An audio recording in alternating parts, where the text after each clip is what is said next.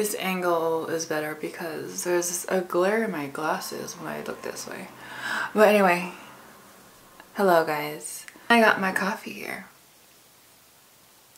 Speaking of coffee, I purposely did that. Speaking of coffee, yesterday I went to Moniker General with my friend Amanda. I mentioned her in my March vlog, and yeah, that's what I'll be talking about today. And just something that I've learned from urban sketching, because yesterday was not the best. But anyway, let's just go to the beginning. If you don't know what Moniker General is, it's a really cool spot here in San Diego. It's in Liberty Station, and it's literally just a big warehouse. And it is separated into 3 different sections. Unfortunately, I didn't film the whole space. If you start from the far end, it's a retail store, and then a center part is more of like a common area where people can just sit and hang out or do some work on their laptop. So there's a lot of space. And also in that area, there's a bar connected to the last section, which is the coffee shop, which was where we were sitting. There's so much open space, and they open the doors wide, so there's a lot of air coming through and a lot of natural lighting. So I love it so much.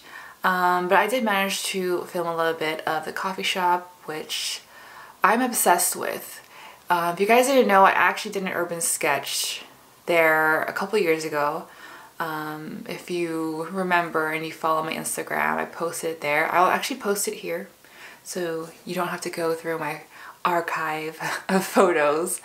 But yeah, I really love that space. And let me just say, I'm just obsessed. Like I mentioned in my Sex of Doodles, I really love hexagon tiles. So Moniker General has a lot of that in their coffee shop. So in the beginning, we pretty much just spent, I felt like it's been like a full hour or more of just catching up and having awesome, meaningful conversations. I just love just sitting in the coffee shop and just talking about life in general and creativity and just exchanging our thoughts. I love that feeling so much. And I just really love surrounding myself with like-minded people. After the talking, we got some coffee, and then we went straight away to sketching. Now, this is the part I want to talk about my whole experience that day. Mainly because you guys know I don't urban sketch as much I would like to. You know, you guys know I used to go all the time. I would go to coffee shops, I would go out and draw like the scenery and just being out and about with my sketchbook. But these days I haven't been doing it as much. And with that, I feel like I've just been so rusty, especially when it involves a scene with people in it. Oh my lord, you guys know my struggle with sketching people live, like in motion. I thought it would be easy, but no, it was hard. I think because the scene that I picked was just all over the place. I was like, I can totally do this. I've done stuff like this before, so I have no problems with it. Girl, no. Once I got the sketch down, honestly, the sketch took me forever.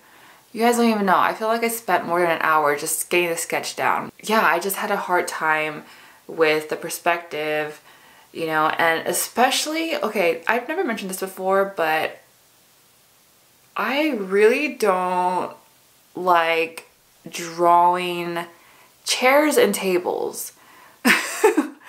And I realized that more yesterday because there was a lot of chairs and a lot of tables, and they were all situated in different, you know, directions and angles. I had to keep fixing it. I kept erasing, drawing it again, erasing again. The only materials I brought with me were my DIY gouache palette, I had my brushes with me. I brought a mini jar with water in it to clean my brushes. I had a white gel pen, which I didn't even use.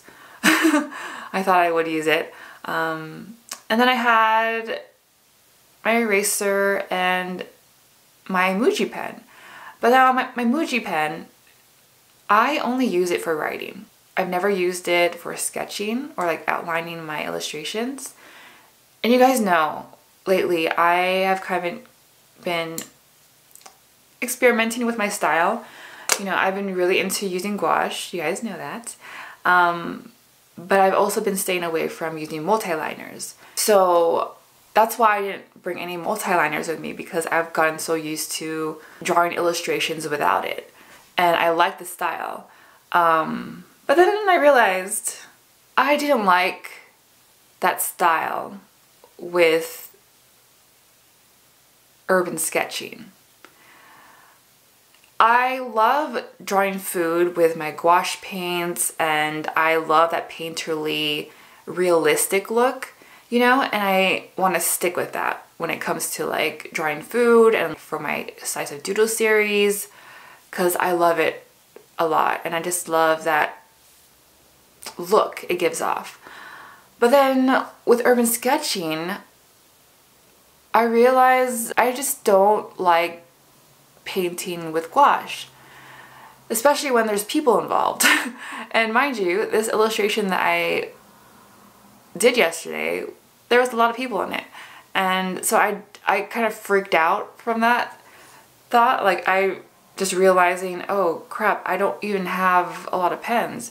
And Amanda was gonna let me borrow one of hers, but at that moment I totally just let go of the illustration. I was just like, I'm done. I don't even want to touch it. I don't even want to look at it. But that's when I realized that with urban sketching, I really like how my old style was.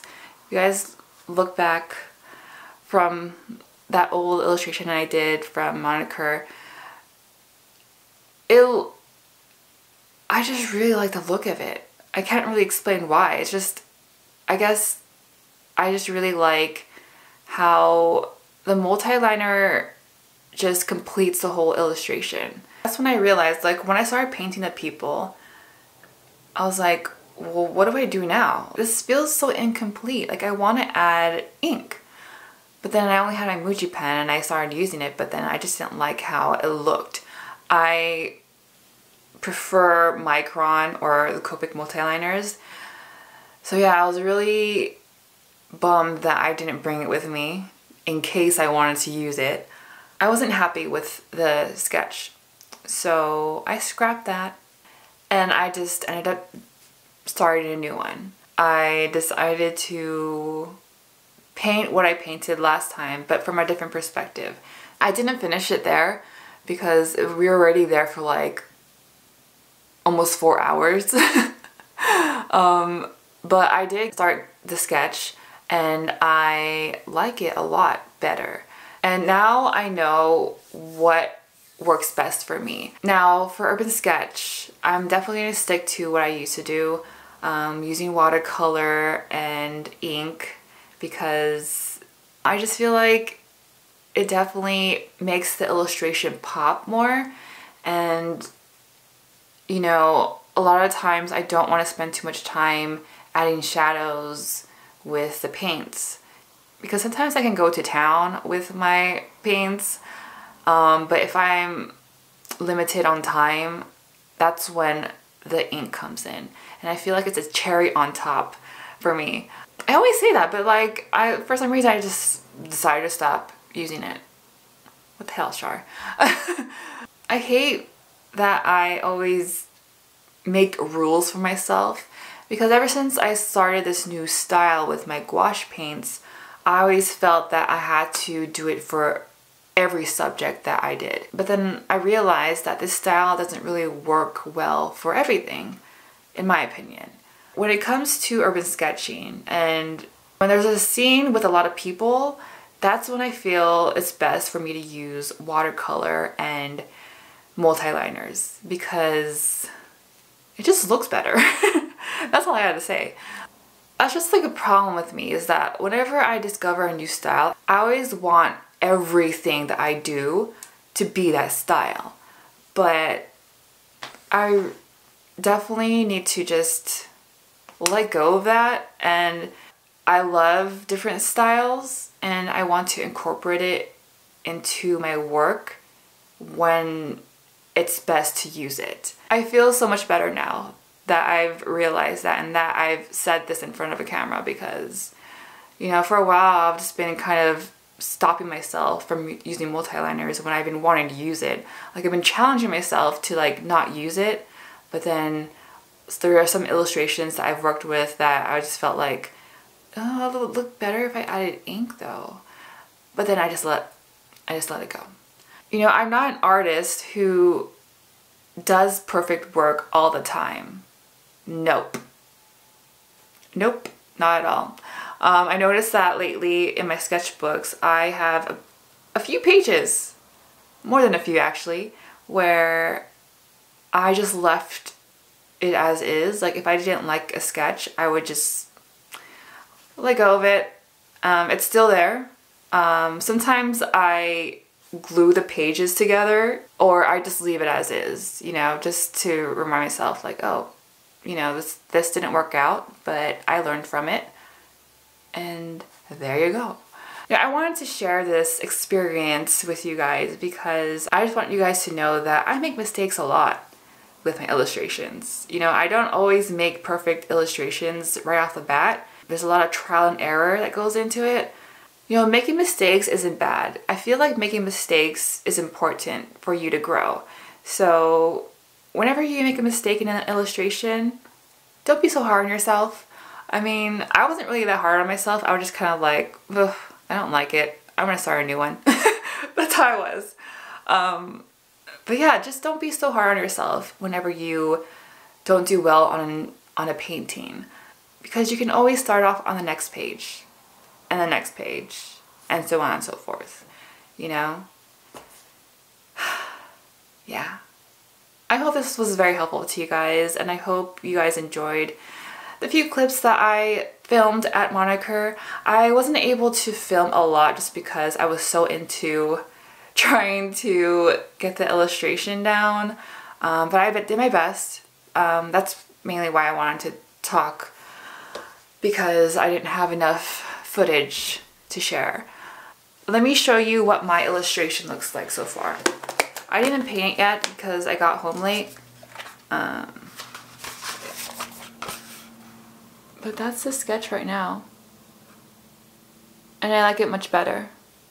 So I'm excited. I'm probably gonna work on it more after this. Not too much though, because I have to go to work later. So just gonna do a little bit more sketching, and that's it for today. I hope you all enjoy this video, and I will see you all in the next one. Bye! Oh my god, my foot's asleep. Ah!